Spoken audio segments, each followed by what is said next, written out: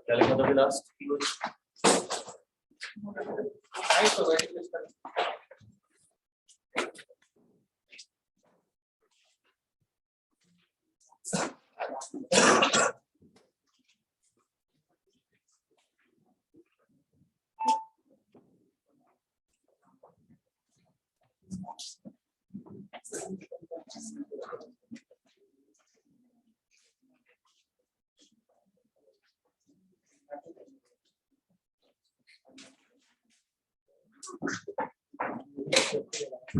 याद रहेगा क्रिस्टल हमने देख लिया था, हमने कहा था सिलेबस में अपने को डिटेल में आयनिक क्रिस्टल पढ़ने के लिए, और वो ज्योमेट्री के बेसिस पर 7 यानी 7 टाइप्स का होता है।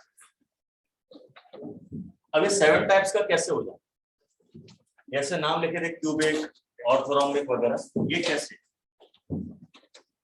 जैसे मान लीजिए, हाँ जी, क्या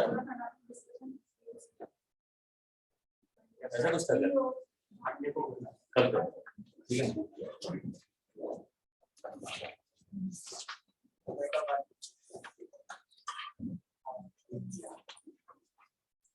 ये मान लीजिए आयंस का अरेंजमेंट है, सोडियम सोडियम सोडियम, फिर Cl negative Cl negative Cl negative Cl negative.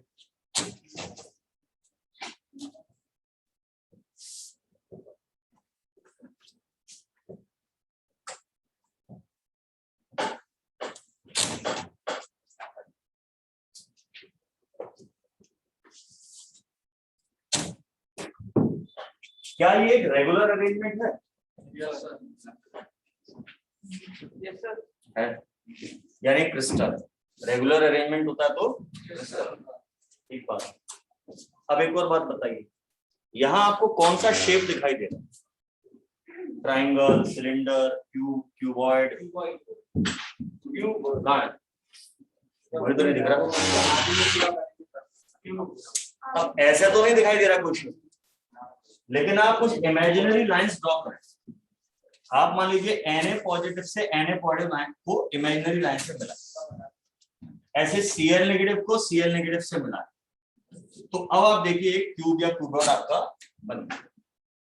तो जो अपन शेप बोल रहा था ना, क्यूबॉइड होता है, क्यूब होता है, टेट्रागोनल होता है, कि वो बने हुए नहीं होते, वो तो पार्टिकल्स का अरेंजमेंट ऐसा होता है कि अगर आप उन्हें इमेजिनरी लाइन से मिला तो ऐसा शेप फील हो। जैसे रात के टाइम तारे निकलते हैं आसमान में, एक आपने ये देखा होगा 7 स्टार्स का एक ये ग्रुप होता है। अब देखा जाए तो स्पून जैसा दिखता है, तो क्या हवा में स्पून टंगी है?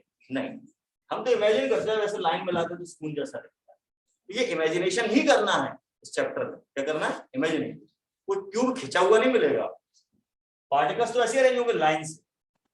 ये जो लाइन होती है पार्टिकल्स के अरेंजमेंट के लिए, इसके लिए वर्ड यूज किया जाता है एरे। एरे ऑफ पार्टिकल्स मतलब line of particles, line of ions, array. ठीक है, एक पर्टिकुलर डायरेक्शन में अरेंज किया गया लाइंस आपकी एरे कहलाती है। तो ये वर्ड यूज करेंगे अपन कहेंगे।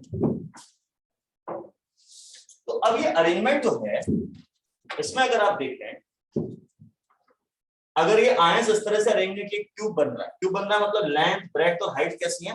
बराबर, तो उसे आप क्यूबिक यूनिट सेल या क्यूबिक लैटिस बोलते हैं।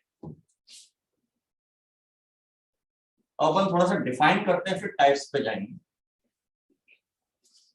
ये जो अरेंजमेंट था पार्टिकल्स का, मैंने कुछ पार्टिकल्स बना, आप लाखों करोड़ों बना सकते हैं। ये जो अरेंजमेंट है पार्टिकल्स का, इस अरेंजमेंट का नाम होता है क्रिस्टल लैटिस, या इसको हम 3D लैटिस भी कह सकते हैं। क्या चीज होती है? It is the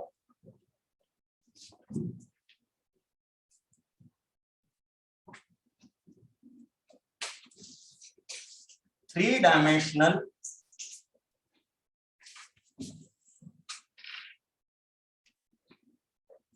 regular arrangement of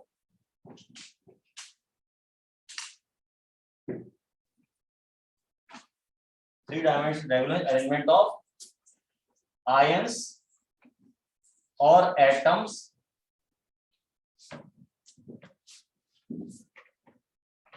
और मॉलिक्यूल्स। आयंस, एटम्स और मॉलिक्यूल्स का जो थ्री डायमेंशनल रेगुलर अरेंजमेंट होता है उसको अपन कहते हैं लैटिस या क्रिस्टल लैटिस।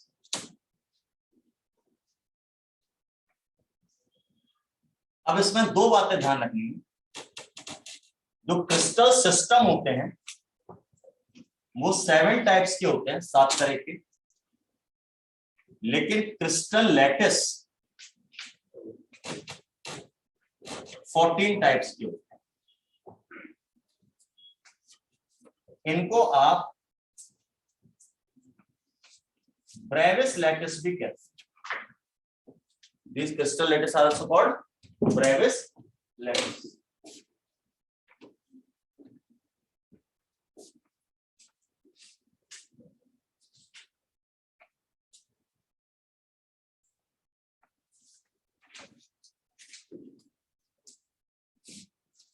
तो मान लीजिए आपके पेपर में क्वेश्चन आया, हाउ मेनी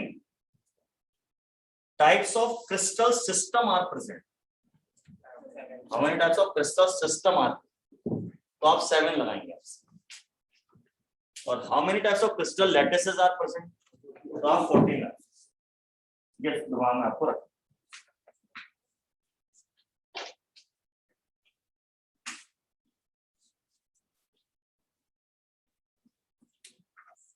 सर लैटिस और सिस्टम में डिफरेंस क्या है? देखते हैं क्या डिफरेंस है।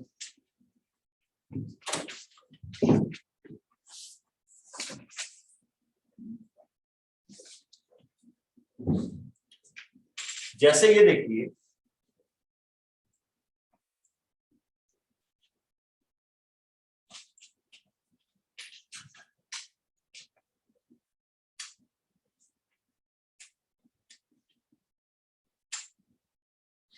ये क्यूब है, इमेजिनरी क्यूब है जिसके 8 कॉर्नर्स पर पार्टिकल्स। इसे क्यूब अरेंजमेंट बोलोगे आप, क्यूबिक। आप एक और देखते हैं,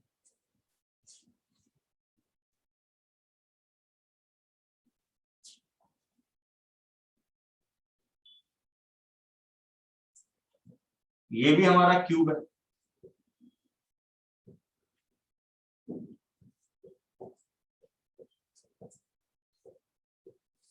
लेकिन इसमें क्या है, सेंटर में एक पार्टिकल और रखा है। जैसे क्यूब कमरा है, कमरे के बीच में एक पार्टिकल और रखा है। कॉर्नर्स पे तो वही, कमरे के बीचों बीच एक पार्टिकल और रखा है। तो क्यूब तो ये भी है और क्यूब ये भी है, लेकिन थोड़ा बहुत स्ट्रक्चर में, अरेंजमेंट में अंतर। तो इन दोनों को मिलाकर एक क्रिस्टल सिस्टम बोलोगे आप। तो क्रिस्टल सिस्टम तो दोनों का कैसा है, क्यूब। फिर इस क्यूब के अंदर थोड़ा बहुत वेरिएशन, उस क्यूब के अंदर थोड़ा बहुत वेरिएशन है कि इसमें सिर्फ कॉर्नर्स पर ही पार्टिकल्स हैं और इसमें कॉर्नर के साथ साथ क्यूब के सेंटर पे, उसको बॉडी सेंटर बोलते हैं, बॉडी सेंटर पे भी पार्टिकल। तो इन अलग अलग सब टाइप को, क्रिस्टल सिस्टम के जो क्या हो गए सब टाइप, इनको हम बोलते हैं क्रिस्टल लैटिस। अब ये दोनों अरेंजमेंट डिफरेंट है। तो मैंने आपको क्या बोला था, क्रिस्टल लैटिस की डेफिनेशन क्या होती है, अरेंजमेंट ऑफ पार्टिकल्स। ये दोनों सेम तो है, इसमें बीच में पार्टिकल नहीं मिलेगा, इसमें मिलेगा। तो इन दोनों को मैं अलग क्रिस्टल लैटिस मानूंगा, अलग क्रिस्टल लैटिस मान। लेकिन आउटर लाइन तो दोनों की कैसी है, सेम। आउटर लाइन तो दोनों की सेम है, दोनों क्यूब है। तो इसलिए क्रिस्टल सिस्टम दोनों का क्या माना जाएगा, एक ही माना जाएगा, क्यूब।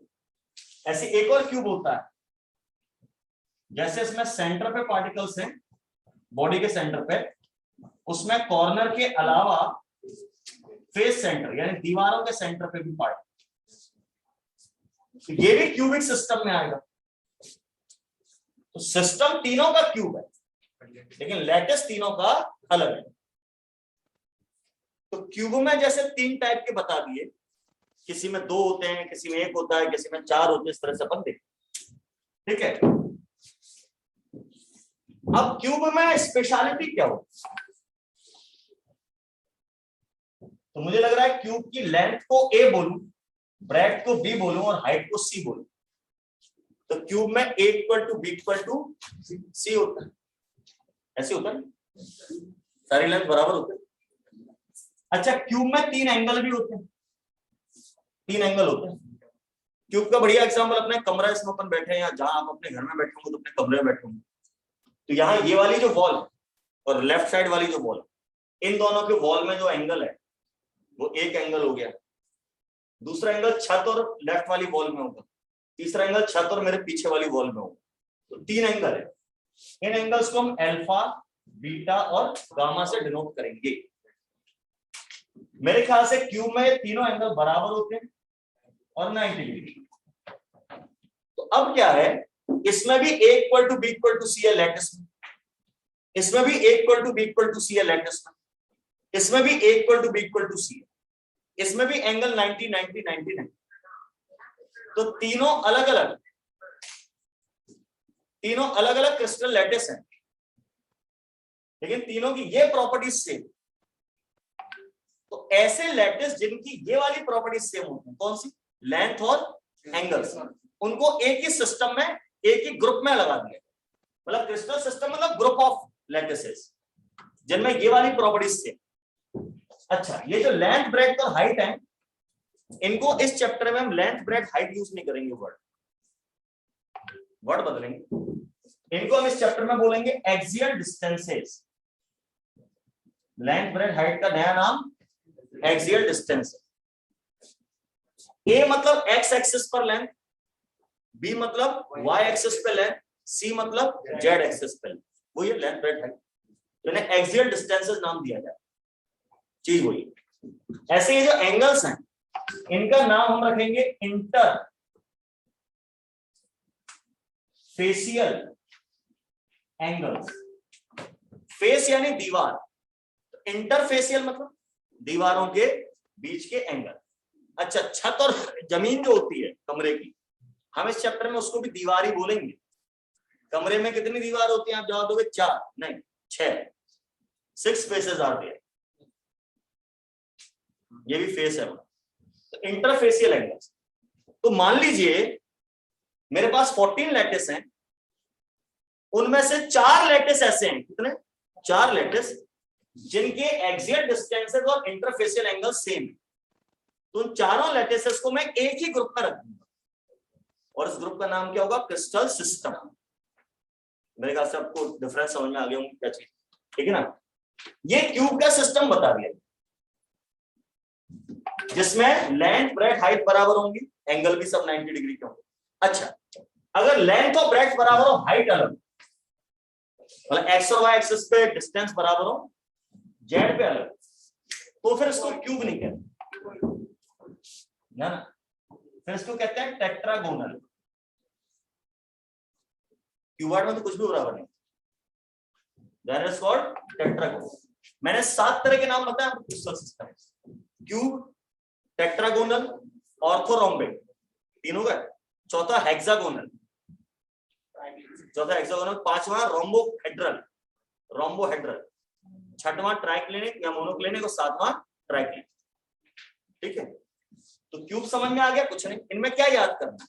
ये याद करना है किसमें आर्म बराबर होती है, किसमें अलग होती है। एक बार पढ़ोगे समझ में आ जाएगा। टेट्रागोनल में आपका हाइट अलग होगी, अगर लेंथ, ब्रेड्थ, हाइट तीनों अलग, तो वैसे तो सब क्यूबॉइड कहते हैं, इस चैप्टर में उसका नाम है ऑर्थोरोम्बिक। जैसे मैच बॉक्स, माचिस की डिब्बी, उसकी लेंथ, ब्रेड्थ, हाइट तीनों अलग, ऐसा शेप आपका कहलाएगा ऑर्थोरोम्बिक। एंगल सबके सब कितने आ रहे हैं? 90 डिग्री। अब अगर ऐसा हो, A इक्वल टू B हो, नॉट इक्वल टू C हो, मतलब A और B तो बराबर है, C अलग है, alpha equal to beta equal to 90 degree हो, दो एंगल 90 के हैं, एक एंगल 120 डिग्री का। ऐसा शेप इस तरह का रहेगा जिसमें ये चीजें होंगी, वो ऐसा दिखाई देगा। इसको हम बोलते हैं हेक्सागोनल। ये इसकी लेंथ है, ये इसकी ब्रेड्थ है, ए और बी ये बराबर है, सी यानी हाइट अलग है। ये वर्टिकल लाइन और इस लाइन में एंगल 90 डिग्री का है, यानी बी वाली लाइन में, और वर्टिकल लाइन और ए वाली लाइन में भी कितना एंगल है, 90 डिग्री का। लेकिन इन दोनों में ए और बी वाली लाइन में कितने डिग्री का एंगल है, 120 डिग्री का। तो ये हेक्सागोनल होगी। इसका एक चार्ट बना हुआ है आपकी शीट में, उसको एक बार नजर मार लीजिए। सिर्फ इतना याद रखना है, इसमें कितना एंगल है, इसमें लेंथ बराबर है, इसमें मतलब हार्डली 2 बार में आपको याद होता है। ये आधे तो मैंने याद कराई थी हेक्सागोनल तक, 4 तो याद कराई थी, 3 और तक। अच्छा, मोनोक्लिनिक क्यूब है, उसको एक साइड झुका दो, एक साइड, तो मोनोक्लिनिक। तीनों आर्म झुकी हुई है, मतलब 2 एंगल 90 डिग्री के, एक नहीं है 90 डिग्री का। सब तो ये हो गया हेक्सागोनल। नहीं, हेक्सागोनल में तीसरा एंगल फिक्स था 120। मैं कह रहा हूं तीसरा एंगल 90 नहीं, अब वो 87 भी हो सकता, 92 भी हो सकता, 103 भी हो सकता, डजंट मैटर। एक साइड को झुक गया अगर, तो मोनोक्लिनिक। मोनो मतलब एक, क्लिनिक मतलब इंक्लाइनेशन, इंक्लाइनेशन मतलब झुकना। ट्राइक्लिनिक, तीनों आर्म उसकी झुकी है, तीनों एंगल 90 डिग्री के नहीं, ऐसा। इस तरह से आपको याद करना। हमें इसमें से डिटेल में केवल कौन सा पढ़ना है, क्यूबिक। ये वाला क्यूबिक फिर से 3 टाइप का है, simple cubic, body centred cubic और फेस सेंटर्ड। इसमें कुछ लिखने का नहीं था क्योंकि क्रिस्टल लैटिस की डेफिनेशन थी, ओपन लिख चुके हैं। ये आपको शीट से याद करना है। याद क्या करना है, एक बार देख लेंगे याद हो जाएगा।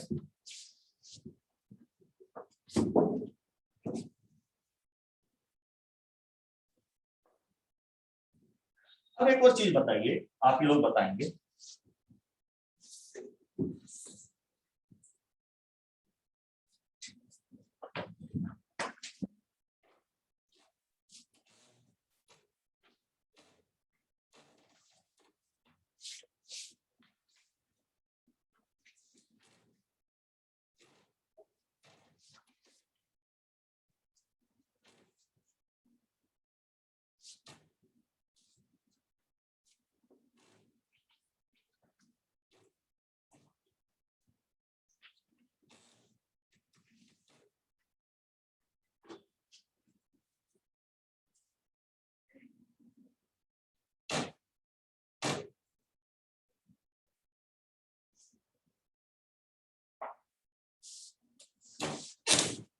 मुझे इसकी लेंथ ब्रेड्थ हाइट बराबर नहीं लगी, एंगल वजह सारे 90 डिग्री के। ये हमारा क्या हो गया, ऑर्थो रोम्बिक।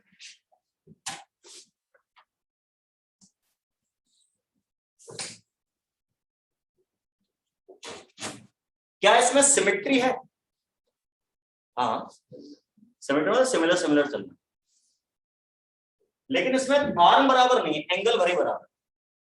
तो हाईएस्ट सिमेट्री, सबसे ज्यादा सिमेट्रिकल स्ट्रक्चर होती है क्यूब। सब कुछ बराबर होता है, भी होता है, लेंथ ब्रेड्थ हाइट सब बराबर, एंगल सारे बराबर 90 डिग्री। और लीस्ट सिमेट्री, सबसे कम सिमेट्री वाली होती है ट्राइक्लिनिक। उसमें ना लेंथ ब्रेड्थ हाइट बराबर होती है, ना उसमें एंगल बराबर होते हैं। तीनों एंगल कुछ भी हो सकते हैं, कुछ भी झुके हुए हो सकते हैं। तो एक छोटा सा बेसिक सा क्वेश्चन आता है, तो मैंने बोली लिखी थी। खैर मैं ये नहीं बताना चाह रहा था, मैं दूसरी बात कर रहा था। ये ऑर्थोरोम्बिक है, क्यूबॉइड बना। अब आगे भी तो मिला सकते हैं आप लाइन, आगे नहीं मिला सकते।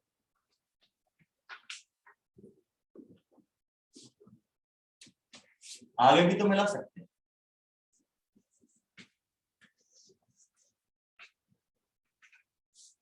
अब ये पूरा जो बनता चला जा रहा है, अभी तो मैंने कुछ ही पार्टिकल ड्रॉप किए बोर्ड पे। एक छोटे से क्रिस्टल में इतने पार्टिकल्स होते हैं आप गिन भी नहीं सकते, अरबों खरबों से भी ज्यादा। अगर आप 1 ग्राम नमक लाओगे, 1 ग्राम नमक, जरा सा 1 ग्राम नमक का वजन के बराबर नमक का टुकड़ा है, दिखेगा भी नहीं आपको। तो भी उसमें इस रेंज में पार्टिकल होंगे 10^23, यानी लगभग इतने पार्टिकल होंगे।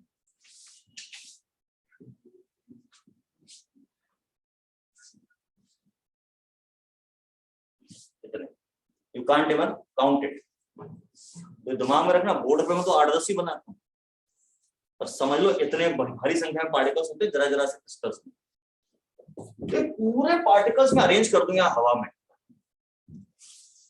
तो ऐसे बहुत सारे क्यूबॉइड उसमें प्रेजेंट होगा। अब ये जो पूरा अरेंजमेंट है पार्टिकल्स का, ये पूरा, इस पूरे अरेंजमेंट का नाम है लैटिस, क्रिस्टल लैटिस। अभी समझा है, पार्टिकल्स का अरेंजमेंट क्रिस्टल लैटिस है। लेकिन ये क्या है, ये हिस्सा जो है, इतना हिस्सा उस क्रिस्टल लैटिस की एक यूनिट है। ये बार बार रिपीट हो रही है। अब अगर ये क्यूबॉइड है यानी ऑर्थोरोम्बिक, तो इससे बनने वाला लैटिस भी कैसा होगा, क्यूबॉइड होगा। ये उल्टी बात की, अगर लैटिस क्यूबॉइड है तो उसकी यूनिट भी कैसी होगी, क्यूबॉइड होगी। तो लैटिस का जो स्मॉलेस्ट पोर्शन होता है उसका नाम रखा गया है यूनिट सेल। क्या नाम रखा गया है, यूनिट सेल। तो एक क्वेश्चन आता है यूनिट सेल कितनी तरह की होती है, तो कॉमन सेंस की बात है। अब लैटिस 14 टाइप्स के बताए, यूनिट सेल भी 14 टाइप्स की होंगी, हर एक लैटिस की अलग। समझ गए? ये अपने को यूनिट सेल भी लिखना चाहिए, लिखते हैं।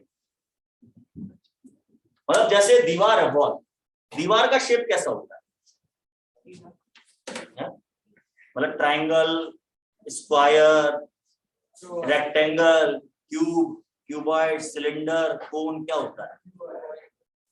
दीवार हमारी क्यूबॉइड होती है, उसमें हाइट भी होती है, लेंथ भी होती है, डेप्थ भी होती है, मोटाई भी होती है, थिकनेस, 3 आर्म्स होती है, तीनों अलग अलग होती है। दीवार किससे मिलकर बनी होती है?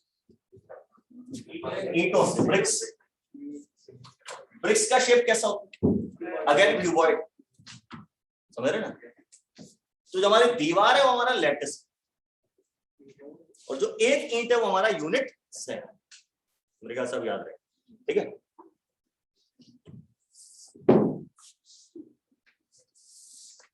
So let us define the unit cell.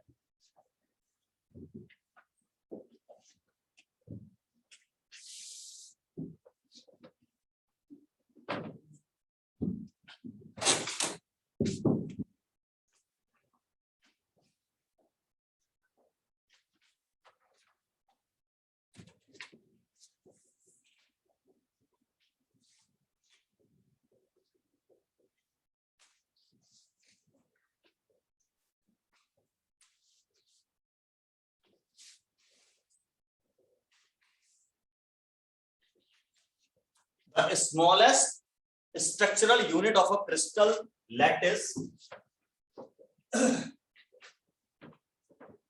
which is replica. Replica समझते हैं? उसकी कॉपी, फोटोकॉपी, उसके देखना है बिल्कुल वैसे। which is replica of the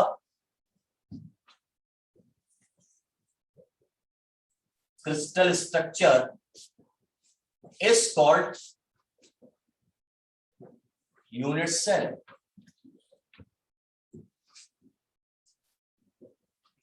Crystal lattice is formed by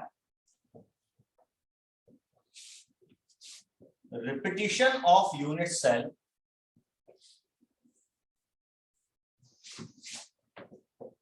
in space.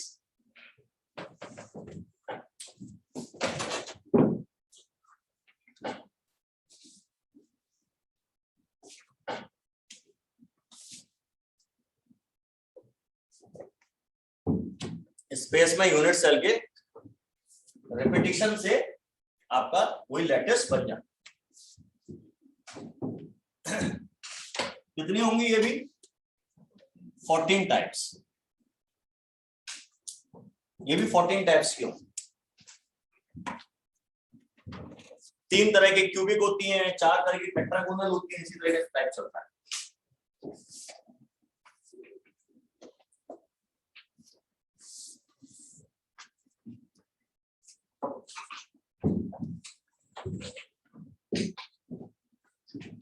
अपने को तो केवल क्यूबिक पढ़ना है यार, क्यूबिक के तीनों टाइप डिटेल में पढ़।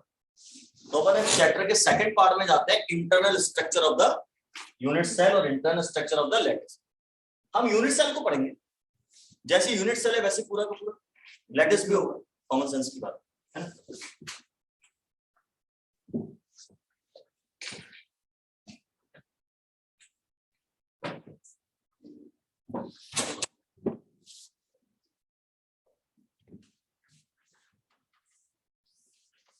टाइप्स ऑफ क्यूबिक, केवल क्यूबिक।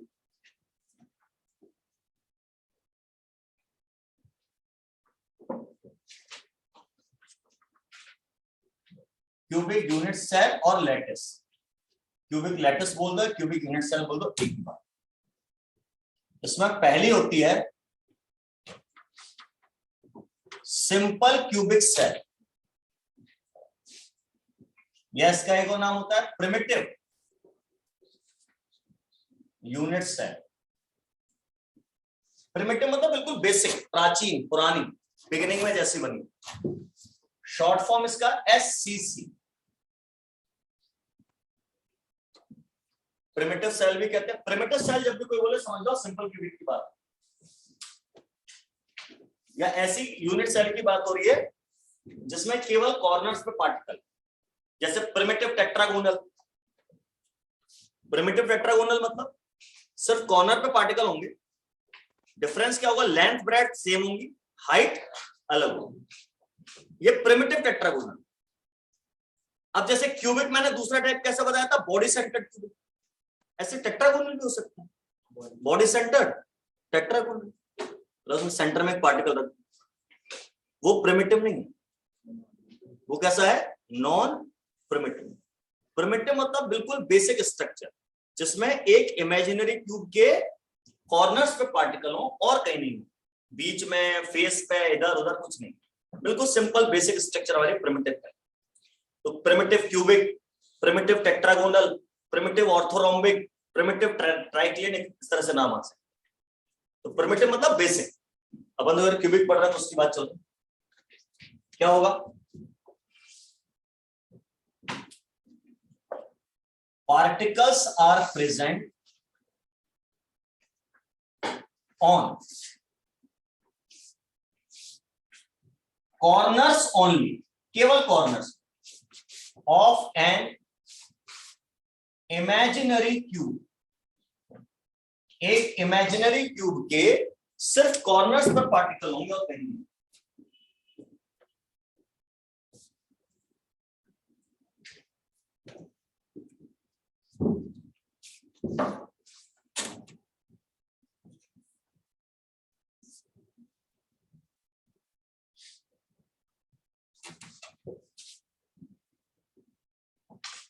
रैंक और ऑर्डर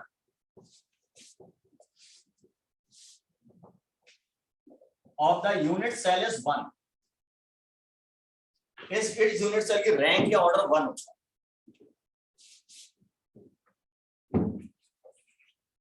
ये क्या चीज,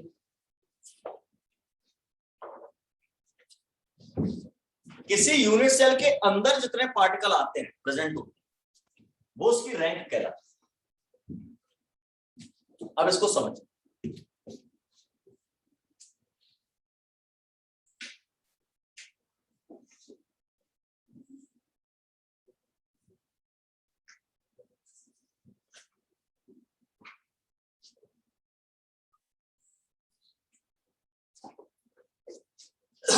जो हम क्यूब बना रहे थे, इमेजिनरी क्यूब, अभी मैं बना के दिखा रहा था आपको, छोटे छोटे डॉट्स बनाए थे।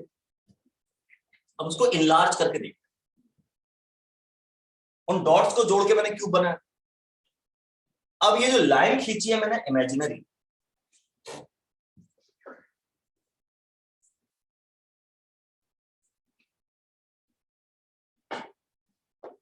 ये इमेजिनरी लाइंस में इन पार्टिकल्स के आउटर पॉइंट यानी सर्कमफेरेंस से भी खींच सकता है।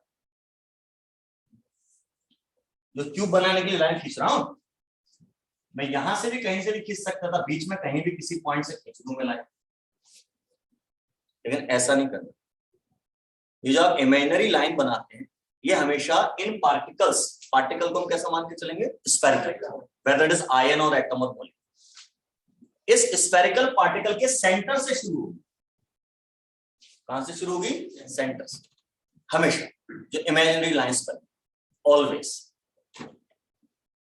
तो अब ये मैंने क्यूब बनाया थोड़ा और माइक्रोस्कोप यूज करके पास जाके बनाया, तो ऐसा देखो। अब मुझे बताइए इस क्यूब के अंदर कितने पार्टिकल्स, तो जवाब आता है 8। गलत, सुनिएगा मेरी बात। I am asking how many particles are present inside this cube. अगर मैंने क्वेश्चन पूछा होता how many particles are used in making this cube, तो फिर 8 आंसर होता, 8 पार्टिकल इस्तेमाल हुए इसको बनाने। लेकिन अभी ऐसा नहीं, इस पार्टिकल का केवल इतना हिस्सा क्यूब के अंदर है, बाकी सारा तो बाहर। तो कितना हिस्सा अंदर है ये सोचना है।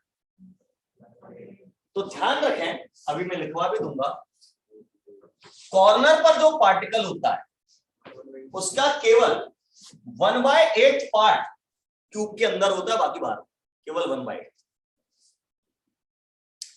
भाई यहां बगल में और भी तो यूनिट सेल होंगी ना, ये बनाया भी था मैंने तरह का डायग्राम।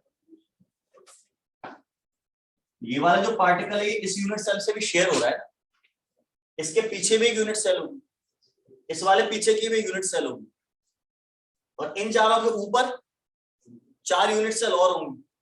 ये वाला पार्टिकल टोटल 8 यूनिट सेल में डिवाइड हो जाएगा। इमेजिन कर लीजिए कमरा बना हुआ है, इसके बगल में एक और कमरा है, ये वाला जो कॉर्नर है वो इस कमरे और उस कमरे में कॉमन। मान लो उसके पीछे एक और कमरा बना होता तो वो भी यहीं आके जुड़ता ना, और उसके पीछे एक कमरा बना होता तो वो भी यहीं आके जुड़ता। तो चारों कमरों का ये अपर कॉर्नर, और इसके ऊपर 4 कमरे ऐसे बने तो उनका लोअर कॉर्नर वो होगा। टोटल ये कॉर्नर कितने लोगों में कॉमन है, 8 यूनिट से, 8 कमरे। तो यहाँ पर कोई भी चीज लगाओगे सिमेट्रिकली तो 8 हिस्सों में डिवाइड हो जाएगा। अच्छा, दीवार पे पार्टिकल लगाऊं तो एक दीवार 2 ही कमरों में कॉमन है, दीवार पे जो पार्टिकल लगेगा वो क्यूब के अंदर कितना आएगा, आधा। तो फेस सेंटर मतलब फेस के बीच में ये हाफ मिलता है, यूनिट सेल को कितना मिलता है उस पार्टिकल का, आधा हिस्सा। अच्छा, ये जो छत और दीवार को मिला रही है लाइन, या ये जो लाइन है 2 दीवारों के बीच में, इसको अपन बोलते हैं एज या कोर। बता सकते हैं किसी क्यूब में, मतलब किस लाइन की बात कर रहा हूं, ये एज है या कोर, या ये हमारी एज। कितने एजेस होते हैं, कितने कोर होते हैं क्यूब, 12। 1 2 3 4 ऊपर, 4 नीचे और 4 वर्टिकल वाले, हो गए 12। ठीक है, अब इस एज पे कोई पार्टिकल लगाओगे तो हमें कितना मिलेगा, 1/4।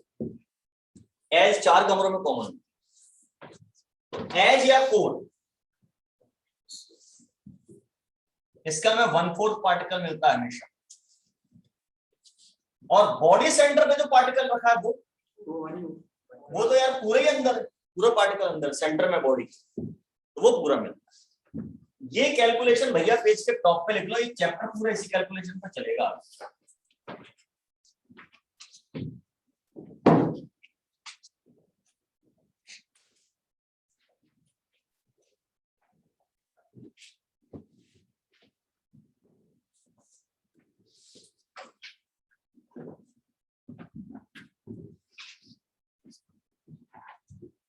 अच्छा, फेस डायगोनल पे कोई पार्टिकल हो तो, फेस डायगोनल समझते ना मैथ्स वाले आप, ये दीवार है जो फेस है, इस पे ऐसा तिरछा लाइन खींचा जाए, फेस डायगोनल, इस पे लगा पार्टिकल। भाई फेस डायगोनल मतलब फेस पे लगा यार, फेस वाली बात तो बताई थी, आधा। तो फेस सेंटर बोले या फेस डायगोनल बोले, आधा ही मिलेगा आपको, ध्यान रखना। अच्छा, एक बॉडी डायगोनल भी होते हैं, वो ऐसे जैसे क्यूब है, ऐसे शुरू होके ऐसे जाएंगे अंदर ही अंदर। यहां पर कोई पार्टिकल लगा दूं बॉडी डायगोनल, ये तो पूरे अंदर है। तो बॉडी डायगोनल्स पे जो पार्टिकल होते हैं वो मैं पूरे में, इनका आगे जाके यूज आएगा, अभी तो नहीं है पर ठीक है अभी से बता दिया। Face centre of face diagonal का हाफ, बॉडी सेंटर या बॉडी डायगोनल के पूरे पूरे particle inside the unit cell होते हैं।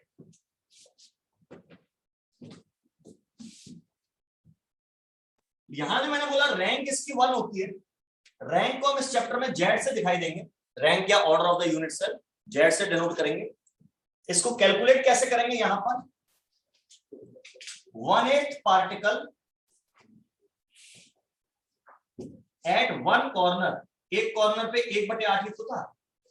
नंबर कॉर्नर्स कितने होते हैं, 8 होते हैं, इनटू 8 कॉर्नर्स,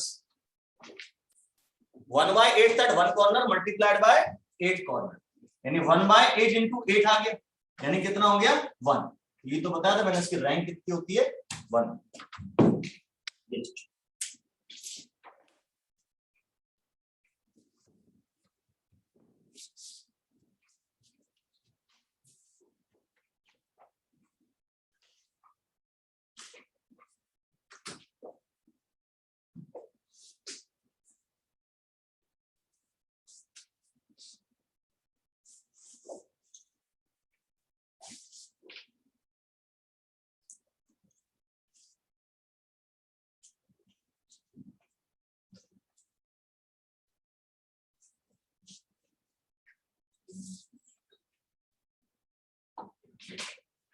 हो गया। अपन दूसरा देखते हैं यार, ये सिंपल क्यूबिक सेल है। दूसरे नंबर पे होती है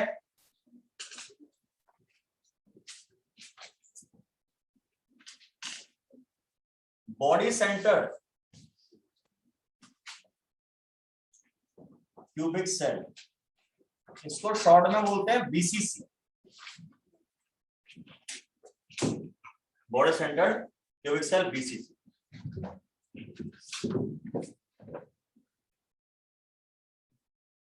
अब इसमें क्या है, पार्टिकल्स कॉर्नर पे तो होंगे भैया, कॉर्नर पे तो हमेशा ही होते हैं। बिना कॉर्नर पे पार्टिकल रखे क्यूब भी नहीं बनेगा, कुछ भी नहीं बनेगा, ना हेक्सागोनल ना टेट्रागोनल ट्राइगोनल। कॉर्नर पे तो चाहिए, फिर तुम्हें और कहीं रखने हो तो रख दो। यानी पहले तो प्रिमिटिव चीज ही बनेगी, उसके बाद नॉन प्रिमिटिव केसेस जो बनाने वो बनाते हो। ये वर्ड याद रखना, ये वर्ड यूज होंगे अभी लैंग्वेज में। प्रिमिटिव सेल में क्या होता है, नॉन प्रिमिटिव में क्या होता है, पता होना चाहिए प्रिमिटिव क्या है। तो particles are present on corners of N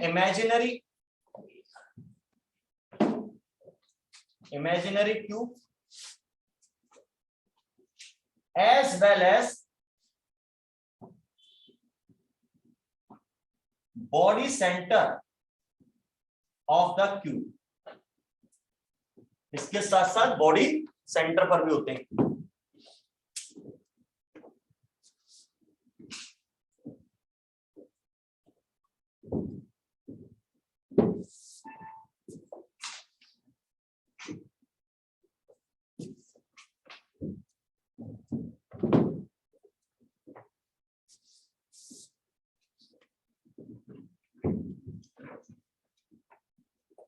अब इसमें टोटल पार्टिकल गिनने की कोशिश करते हैं।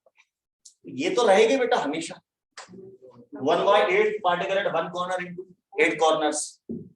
अब इसमें कुछ और ऐड होना है। कौन से पार्टिकल ऐड होने? Body centre.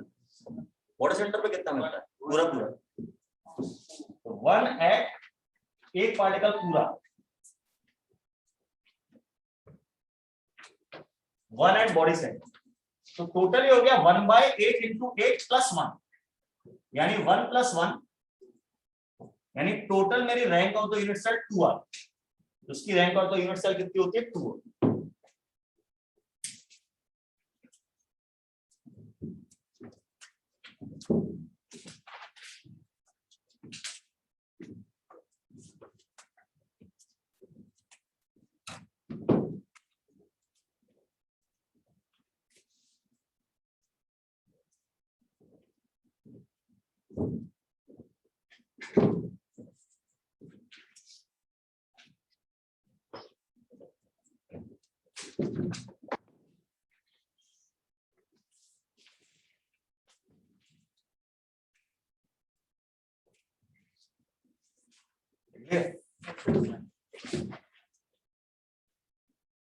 अब तीसरा टाइप होता है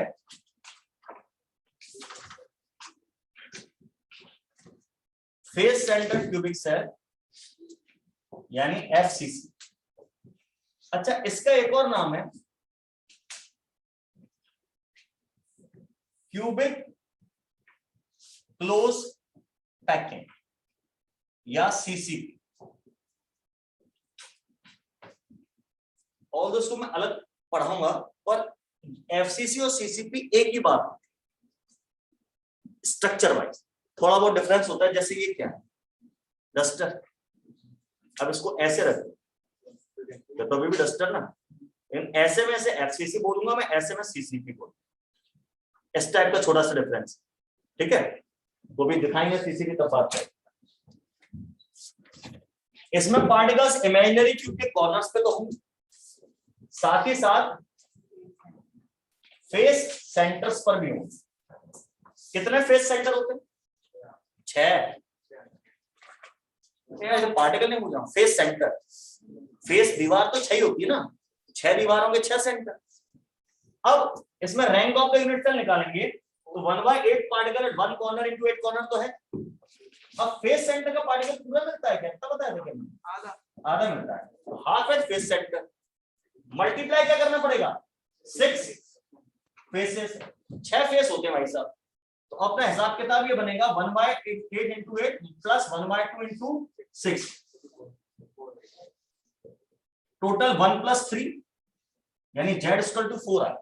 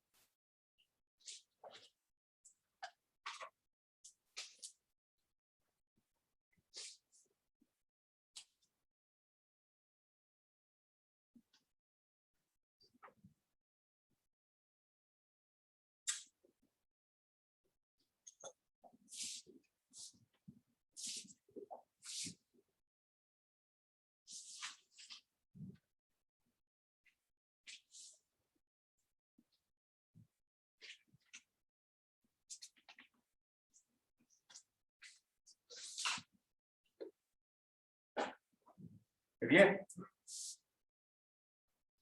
अब जो है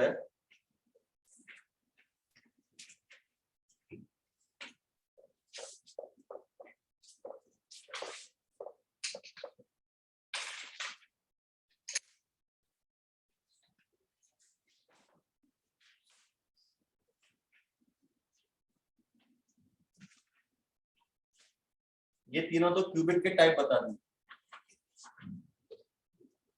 टोटल क्रिस्टल सिस्टम अपने पास कितने पढ़ने? Crystal system 7। मैंने कहा था उसमें से अपने को एक ही पढ़ना है, क्यूब वाला, या क्यूब के 2 टाइप है, पर 3 टाइप है, उनको पढ़ना है।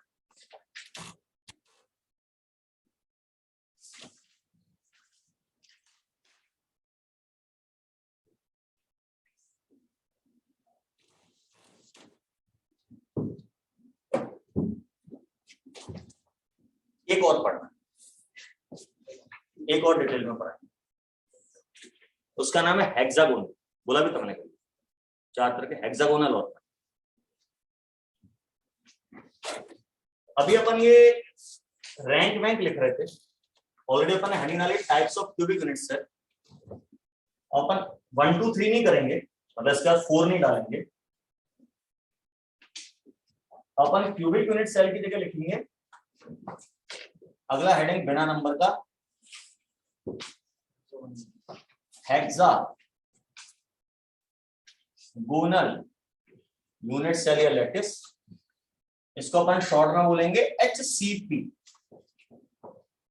HC जैसे CCP था ना, वैसे HCP, हेक्सागोनल क्लोज पैकिंग। इसका एक और नाम हेक्सागोनल क्लोज पैकिंग। ट्राइगोनोमेट्री कैसी आप लोगों की, ठीक ठाक है? ट्राइगोनोमेट्री, इकोनोमेट्री,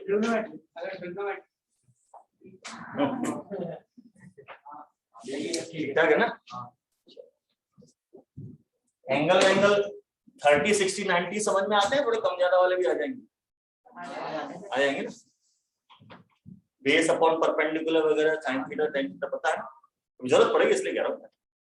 अभी तो नहीं, तो बहुत सिंपल चीज सिखा रहा हूं। हेक्सागोनल शेप ऐसा हो, समझ में आया चाहे अभी लिख लेना, बाद में समझ में आ जाएगा थोड़ी देर बाद।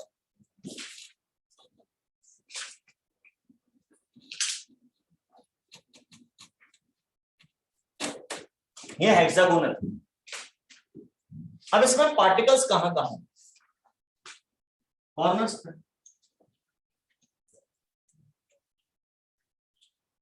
ऐसे इस कॉर्नर पे भी होगा, ऐसे इस पे भी होगा। उसके अलावा यहां होते हैं फेस सेंटर, मतलब 6 कॉर्नर्स पे,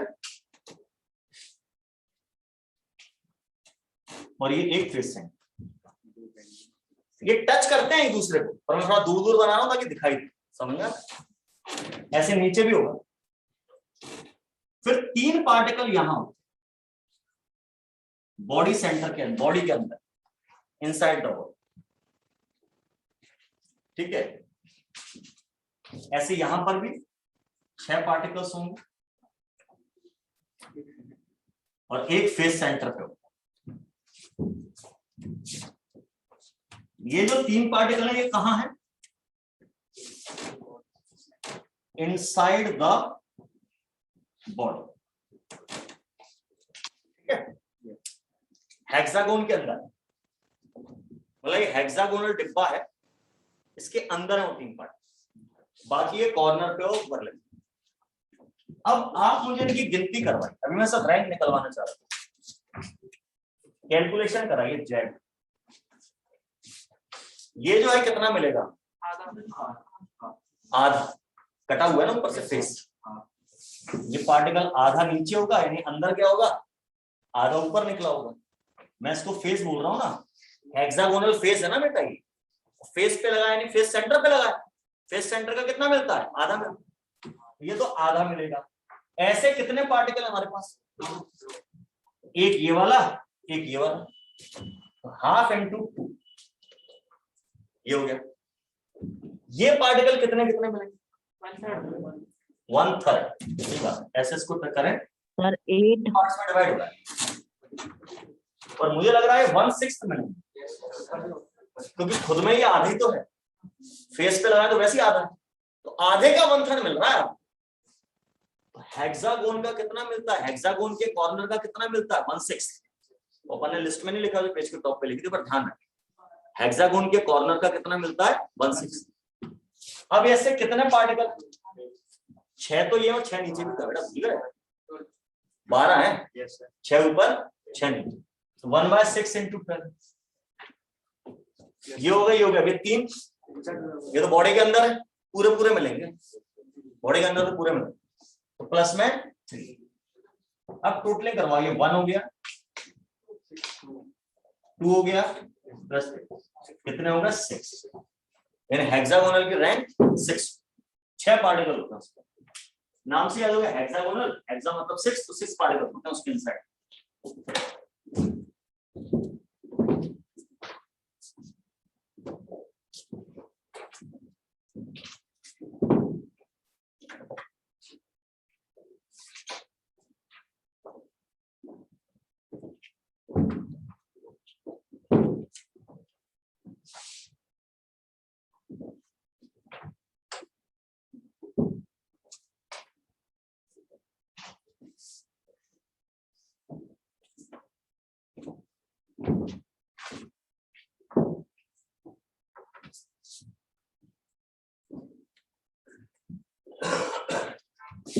चित्र को ध्यान रखना सर। मैथमेटिकल एस्पेक्ट में इसका यूज पड़ेगा भी। हाँ जी बताएं सर। एक बार सर जी कॉर्नर का समझा दीजिए। कॉर्नर का समझा, ये जो पार्टिकल है ऑलरेडी आधा है, क्योंकि फेस में मौजूद है ना, फेस पे ऐसे काट रखे अपन ने पार्टिकल। जब ये आधा है तो ये भी तो आधा होगा, ये भी आधा होगा। इसका निचला हिस्सा सेल के अंदर है, ऊपरी हिस्सा बाहर है। अब इस आधे पार्टिकल के हमारे 3 हिस्से हो गए, तो आधे के 3 मतलब कितना हो गया 1/6 हो गया। ये सिंपल सी बात है भाई। ऐसे समझो आधा कटा नींबू लगा हुआ, ऊपर का पार्ट गायब है, तो ये सरफेस है मेरी, इस पे एक नींबू लगाऊं मैं या बॉल लगाऊंगे, तो आधी बॉल नीचे जाएगी, आधी बॉल ऊपर रहेगी। ऊपर वाला काट के फेंक दें। जब अपने को तो इतना ही काउंट करना है ना, सेल के अंदर कितना आ रहा है। सेल ये मेरी नीचे है सर, उसके अंदर तो आधी बॉल ही आ रही है। अब उस आधी बॉल के 3 हिस्से करने हैं मुझे, तो 1/3 of the half is equal to 1/6 मिलेगा। चलिए हटा दें। अभी इसमें भारी कैलकुलेशंस करने हैं, वो ट्राइगोनोमेट्री वगैरह लगा के, टिग्नोमेट्री लगा के बाद में करेंगे ना, एंगल की बात है। तो डायग्राम याद रखना फिर बनाए।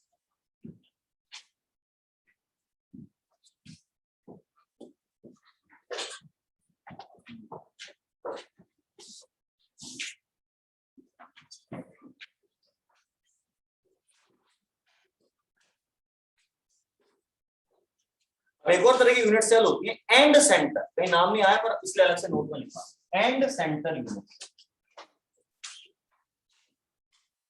मतलब ये प्रिमिटिव यूनिट सेल ही होंगी। प्रिमिटिव समझ गए, सिर्फ कॉर्नर पे पाए।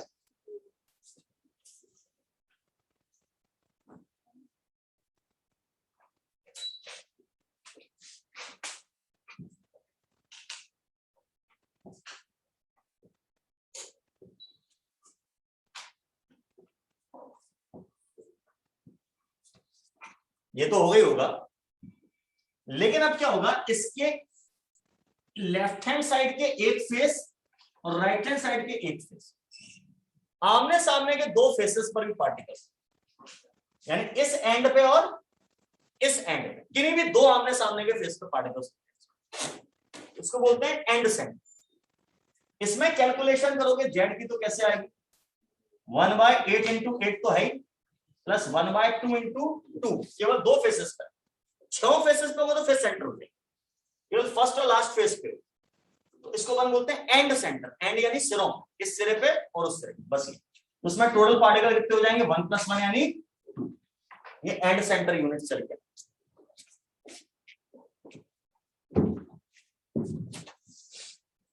एक और होती है edge centre, edge centred unit cell. अब इसमें क्या होगा,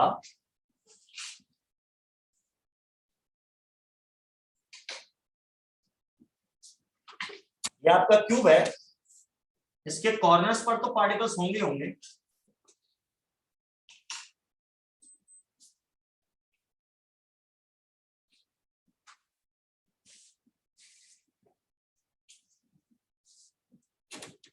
साथ ही साथ एज यानी कोर, ये चीज, इन एज पे पार्टिकल्स, ये जो रेड कलर से बना रहा हूं,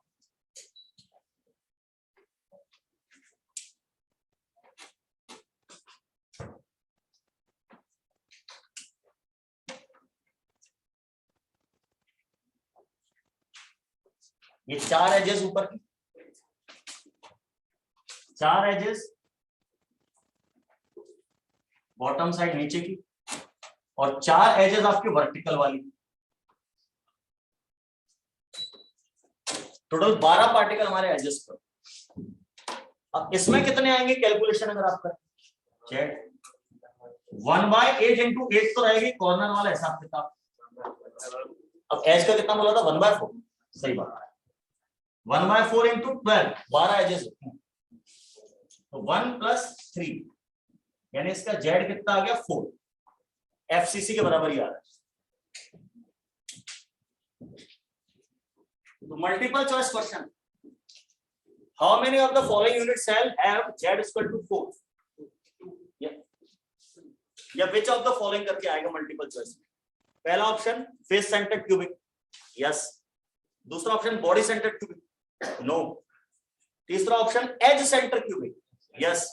चौथा option cubic close packing, CCP, yes. CCP देखो ऑब्लिक करके लिखवाई, एफसीसी यहां से देख लो बेटा। तो सीसीपी, एफसीसी और ईसीसी, एज सेंटर मतलब ईसीसी, इन तीनों में जेड की वैल्यू कितनी आती है, 4। क्लियर।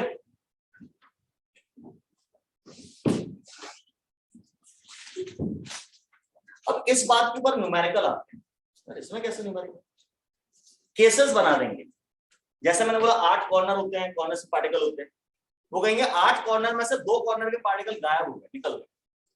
अब बताओ क्या सिस्टम है, वो अपन देखते हैं उस तरह कैसे क्वेश्चंस आते हैं, इसको आप लिख लीजिए। अच्छा, नमक का फार्मूला क्या होता है, NaC। NaCl क्यों होता है, Na2Cl3 क्यों नहीं होता। ये आयनिक कंपाउंड है।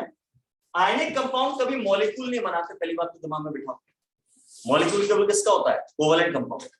NaCl is not a molecule, NaCl is not a molecule, molecule नहीं, ये फार्मूला यूनिट। जैसे आपने बोला नमक का फार्मूला NaCl होता है, तो ये कहां से आया, ये क्रिस्टल से पता किया जाता है। किसी क्रिस्टल में कैटायन गिने जाते हैं, फिर एनायन गिने जाते हैं, फिर उन दोनों का रेशो देखा जाता है। जो रेशो आता है वही उनका फार्मूला बनता है। अगर नमक के टुकड़े में सोडियम और क्लोरीन का रेशो 2:3 आता है, अगर ऐसा होता, ईश्वर ने ऐसा बनाया होता, तो आज की डेट में आप नमक का फार्मूला Na2Cl3 याद कर रहे हो। तो जितने भी आयनिक कंपाउंड के आप फार्मूलास पढ़ते हो बेटा, वो उसके अंदर कैटायन एनायन का रेशो। कोरंडम का फार्मूला वो कार्बोरंडम का था, कोरंडम का फार्मूला Al2O3। इसका मतलब कोरंडम के टुकड़े में एल्यूमिनियम और ऑक्साइड आयंस का रेशो हमेशा 2:3 मिलेगा।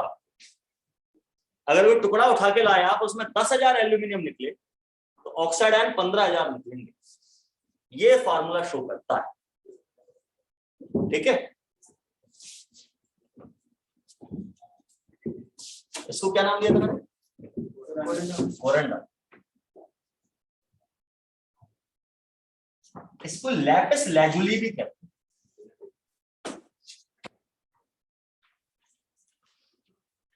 आगे पढ़ूंगा पी ब्लॉक में कहीं।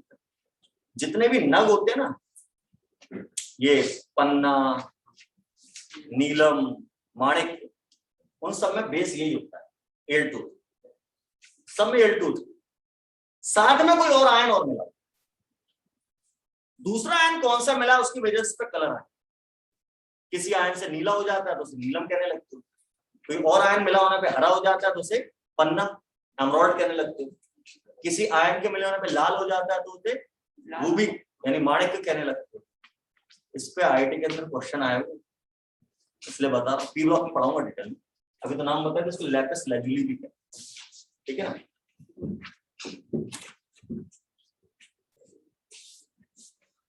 चलिए, तो अब मैंने आपको बताया कि आयनिक कंपाउंड के फार्मूले उसमें प्रेजेंट कैटायन एनायन के रेशो पर डिपेंड करते हैं। ऐसे न्यूमेरिकल आ जाते हैं, इसमें आपको कैटायन एनायन का रेशो निकालना होता है और उससे आपसे फार्मूला बनाना। तो ऐसा क्वेश्चन करके देखते हैं। In a crystal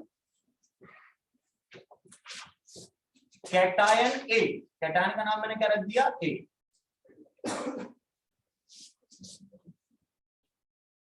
are present on corners of the cube, बिल्कुल इजी क्वेश्चन से शुरुआत कर रहा हूं, Y anion B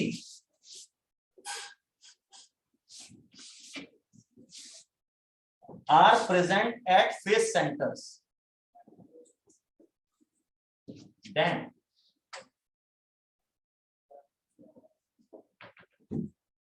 formula of the compound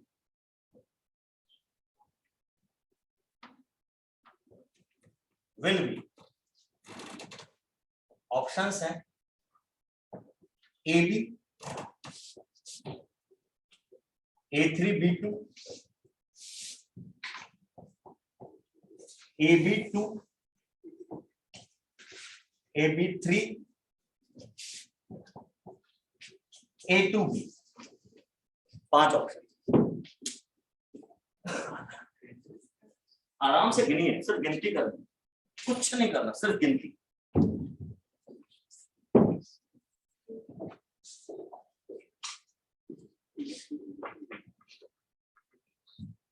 एक आंसर आया है प्रशांत भाई, और बता मैं सर AB3 डी आया एक आंसर, और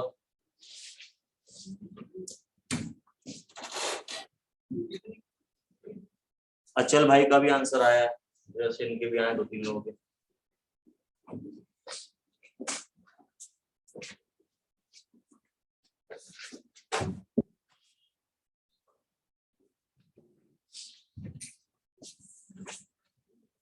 कुछ नहीं करना, सिंपल गिनती करना, पहले ए गिनेंगे। सचिन का भी आया आंसर। ए कैसे गिनेंगे, तो अभी देख लो ए उसने कहां कहां बोले हैं, एक से ज्यादा जगह भी हो सकते हैं। ए उसने बोला कॉर्नर्स पे, तो कॉर्नर का पार्टिकल मुझे 1/8 मिलता है, इनटू कितने कॉर्नर्स पे, सर 8 पे होंगे। ऐसा भी हो सकता है क्वेश्चन में बोले कि सारे कॉर्नर्स पे नहीं, 2 कॉर्नर खाली पड़े या 3 खाली पड़े, ऐसा ही बोल सकते हैं। यहां तो मैंने कुछ नहीं बोला, तो मानेंगे सारे कॉर्नर्स 1/8 इंटू 8 यानी 1 हमारे ए आ। अब ऐसे बी गिनवा दो, बी फेस सेंटर पे बोलेंगे, फेस सेंटर पे आधा मिलता है, फेसेस होते हैं 6, फिर 3 हो गया। अब ए मेरे 1 आए, बी मेरे 3 आए, जो जितना आए उसके नीचे लगा दो, ये तो रेशो आएगा, A1 B3 यानी AB3, फार्मूला हो गया। कितना आसान सवाल,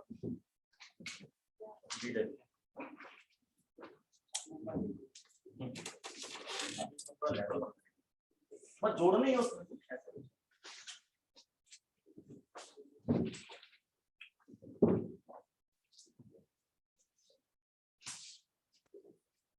कर लिया, क्वेश्चन चेंज कर रहा हूं मैं।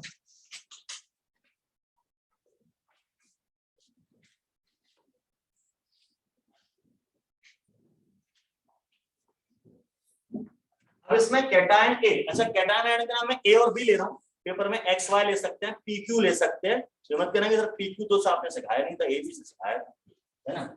So the crystal cation A are present at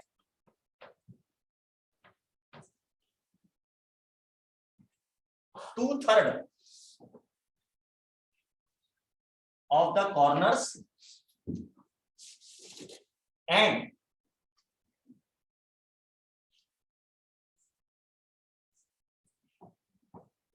three-fifths of the edges या as centres,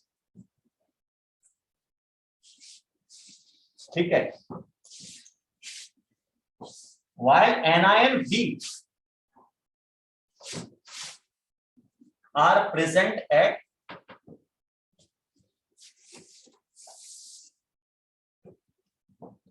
three-fourths face centers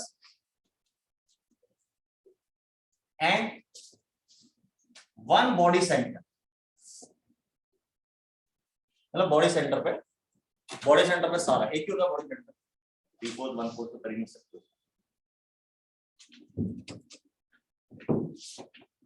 find formula. अब निकालो भाई साहब कैलकुलेशन, गणित आना चाहिए।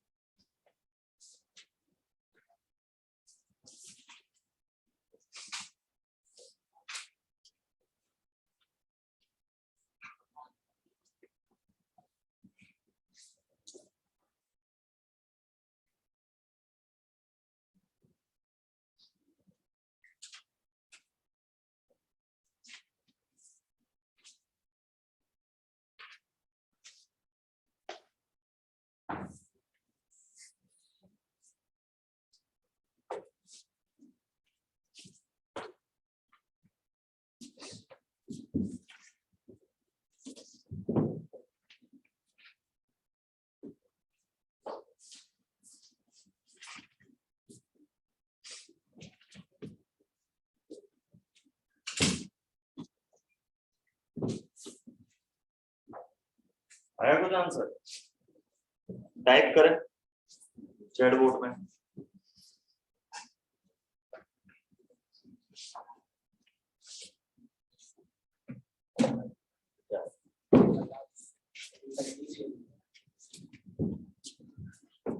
एलसीएम एलसीएम लेना पड़ेगा, ज्यादा कुछ नहीं। एलसीएम एलसीएम लेके sir A 231 B 56 A 231 B 56 231 B 56 हो सकता है।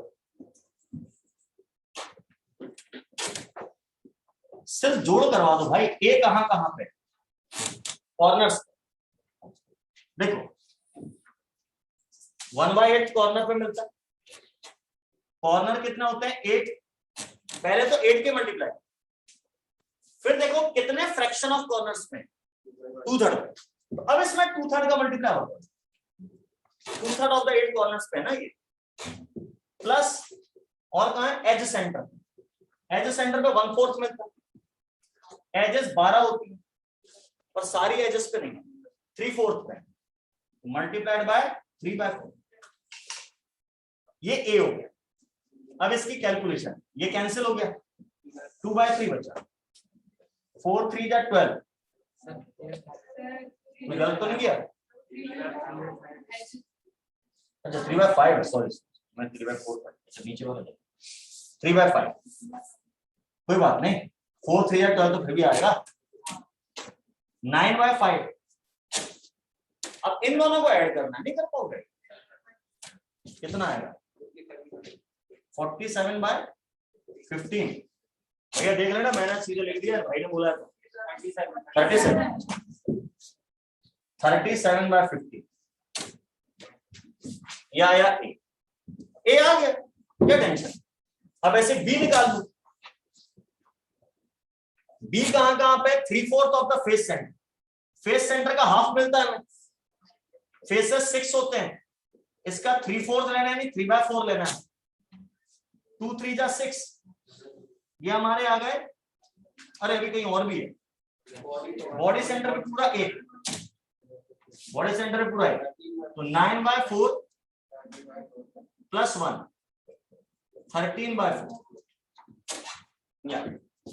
अब हमें फार्मूला बनाना है। तो फार्मूला बन गया ए कितना है मेरे पास? 37/15 और बी 13/4। इस क्वेश्चन को भी मल्टीपल चॉइस बना दे। पहले ऑप्शन में यही देगा और दूसरे ऑप्शन में इसका एलसीएम लेके सिंपलीफाई करके देगा। अब 15 और 4 मल्टीप्लाई करो, कितना हुआ? 60। तो अपन क्या करेंगे, जो ए 37/15 लिखा है उसमें भी 60 का मल्टीप्लाई कर देंगे। 30 का कर सकते हैं क्या? नहीं। बी 13/4 में भी 60 का मल्टीप्लाई कर देंगे। डिनोमिनेटर का एलसीएम निकाल के मल्टीप्लाई कर दिया दोनों। 15 4 जा 60, 37 में 4 का मल्टीप्लाई करो 148 148 142 148. पक्का 148 बी 195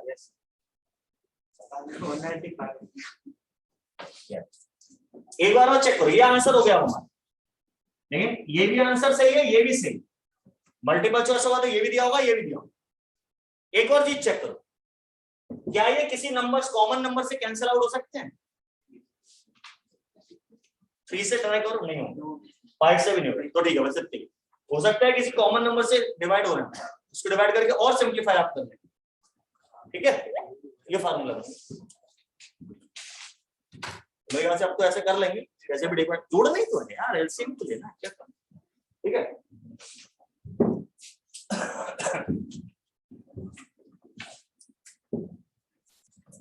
पीओसी एक्सरसाइज 1 बोली थी पूरी शीट याद ना था, एक्सरसाइज 1।